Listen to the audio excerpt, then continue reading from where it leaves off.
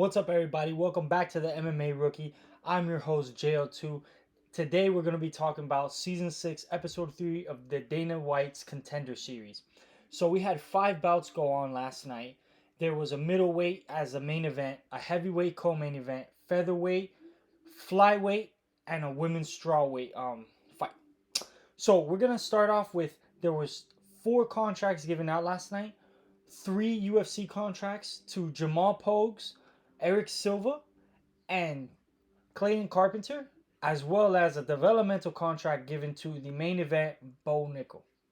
So we're going to get into the 5 fights, starting with the women's strawweight fight between Carolina Wojcik and Sandra Lovato. This fight was interesting on paper because the grappler is Wojcik and the dominant striker is Sandra Lovato, but it seemed like Lovato really had nothing at all. The entire night she seemed gun shy.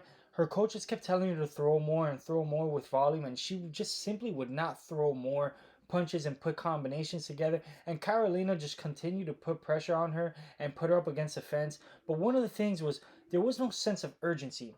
In the second round, when Carolina figured out that she could take her down and keep her down, she would just kind of dig her head in and have just a control, just control and have a dominant position, but not necessarily dealing any damage, no type of sense of urgency or trying to finish the fight, kind of like Dana White, wants for the Dana White Contender series. That's kind of the whole point, is that you're supposed to show you're one of the biggest, baddest fighters, and you're always looking to finish the fight. And there was no sense of urgency. She looked like she went out there to play it safe and win, which should earn you a contract, but unfortunately, that's not the prerequisites to get into the UFC based off this show and based off this competition.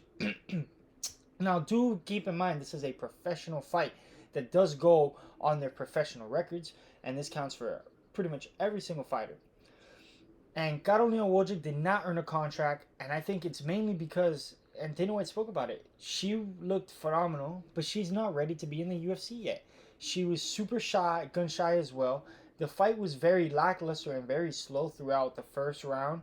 In the second and third round, it picked up just in a grappling perspective, but in reality, there was nothing being done with these positions other than containing dominance and just staying on top. But she wasn't really.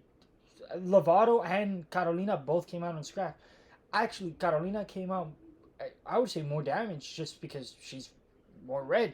Other than that, this was a really lackluster fight, and I wasn't really surprised at all that Carolina didn't get the contract. I kind of called it right at the start of the, right at the end of the fight. I thought, okay, yep, she's definitely probably not going to get a contract.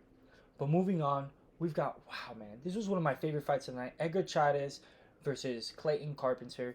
So Edgar Chad is a phenomenal striker, super creative. Think of Tony Ferguson, and I'm trying to think of Tony Ferguson and Dustin Poirier, just because of the crisp, just the striking, the awkwardness. Clayton Carpenter, more of a well-rounded, all-around fighter. He could do pretty much anything. He could strike, he could take you down, he could do jiu-jitsu, he could clinch you up against a fence. And that was very interesting going into this fight, this matchup in particular. But Chad in the first round just lit up Clayton. He actually dropped him once. It was definitely not a 10-8 round because Clayton was there, but he was just a step behind.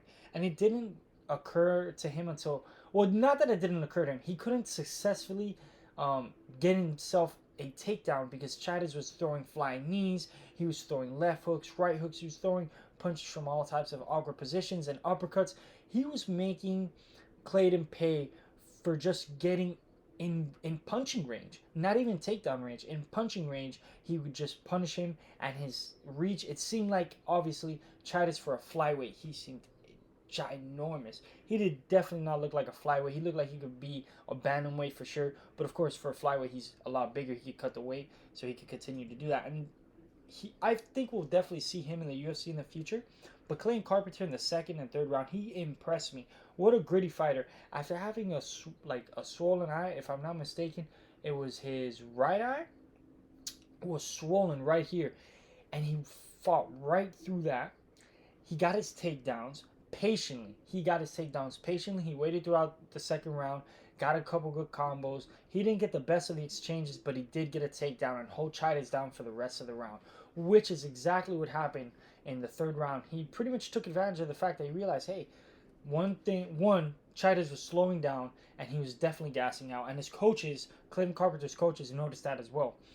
And Carpenter basically took advantage of that in the third round, and I think he attempted 3 takedowns. There was one sequence where Chaides scrambled and got up, and it looked like, oh wow, this fight could easily get back to it. And immediately Carpenter went right back to the double leg, took him down, held him down, landed some serious ground and pound elbows, and eventually cut him. And at the end of the fight, you really didn't know where it was going to go. I felt like Clayton Carpenter, 29-28, he had done enough to win the fight.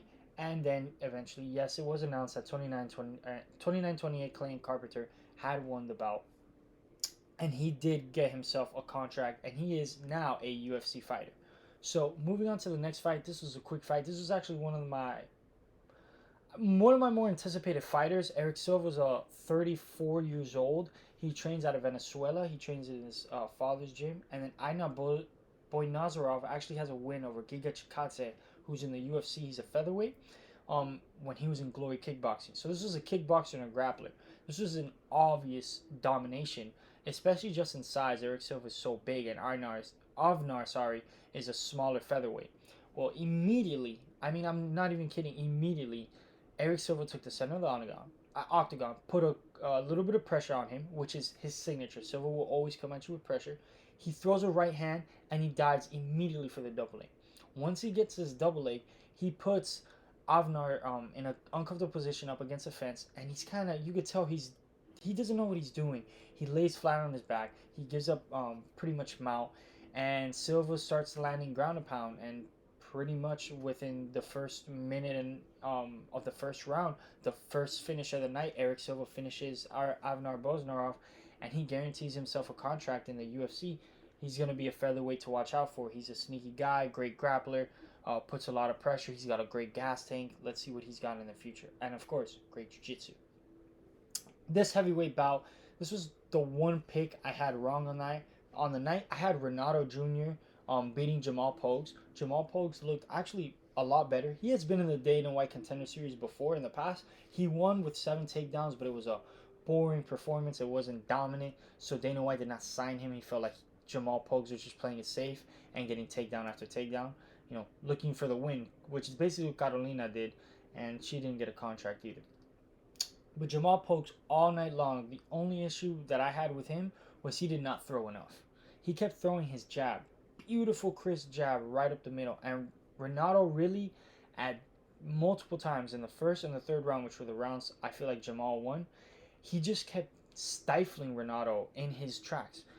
He would kind of come up and try to make a move. He would try to start a sequence, a combo, try to get into range, and Jamal would just stay right there. And he just kind of kept him at distance, and he kept him at bay the entire fight. And I really felt like you saw a difference in striking, in strength as well. Renato was not able to do pretty much anything in the grappling department to take Jamal Pogues down. The size difference was giant, was tremendous. Side note, Renato Jr. has fought at welterweight before, so he has been a smaller fighter. He's now, building himself into this heavyweight. There was like about a 40-pound difference, I think, between these two fighters. So there's that to keep in mind. But Jamal, just gun shy, but on point the entire night. And when he did start throwing combinations, he really did make Renato look silly out there. Very easy win for Jamal Pogues. I don't know exactly what he's going to be doing in the heavyweight division. We didn't really get to see the full extent of his abilities. We saw a very, very small fraction and potential, which I've much enjoyed watching, but we have to see. 6'3", 77-inch reach. Jamal Pogues is going to be an interesting heavyweight to throw into the mix here to work his way into the top 15, maybe the top 10. Who knows? One day, maybe the top 5. Now, the main event of the night. Beau Nichol versus Zach Borrego. Now, I am a Beau Nichol stan, Beau Nichol fan. He's a 3-time NCAA wrestling, college wrestling champion. And he's a 2019 Hodge Trophy winner, which is basically like the Heisman for football, but in college wrestling. And he wrestled for Penn State.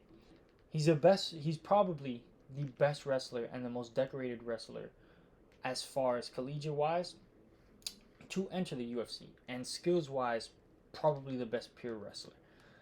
Last night, Beau Nichol, I think threw. I think he got thrown a kick at him. He steps back, repositions himself, takes down Zach Borrego. He's kind of working his way on the ground.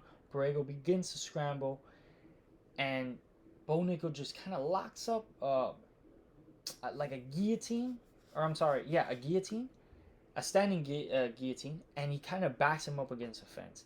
And at this moment, Zach makes a mistake and kind of goes to the ground. And at this point, Beau Nichol now starts to take his back, and the beginning of the end.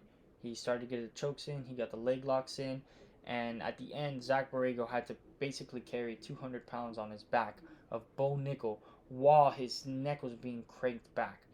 And he did what any normal human should do. He tapped, and Beau Nichol won. But he got himself a developmental contract, so he'll be on the Dana White Contender Series. There's still 8 weeks left, so I'm assuming this is just for ratings for the Dana White Contender Series. I guarantee you he's going to be a UFC fighter by the end of this year, and he's going to be competing.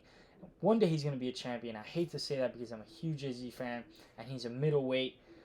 But Beau Nichol's wrestling is second to none, I believe, and his striking is only going to get better. And now his wrestling is being mixed with the jiu-jitsu. It's a recipe for disaster. The Killer Gorilla is here to stay from all the way from Happy Valley and training now with ATT and Jorge Masvidal, Mike Brown, all those boys over there in Orlando. So thank you very much, everybody, for listening. I appreciate you. Don't forget to like, comment, subscribe, share with your friends. Let them know. Anybody that likes MMA, shoot them my way. Anybody that likes basketball, shoot them my way towards my channel. Anybody that likes interviews of different creatives and artists or all types of different people and characters, send them towards the channel. I'm JO2, and I'm out.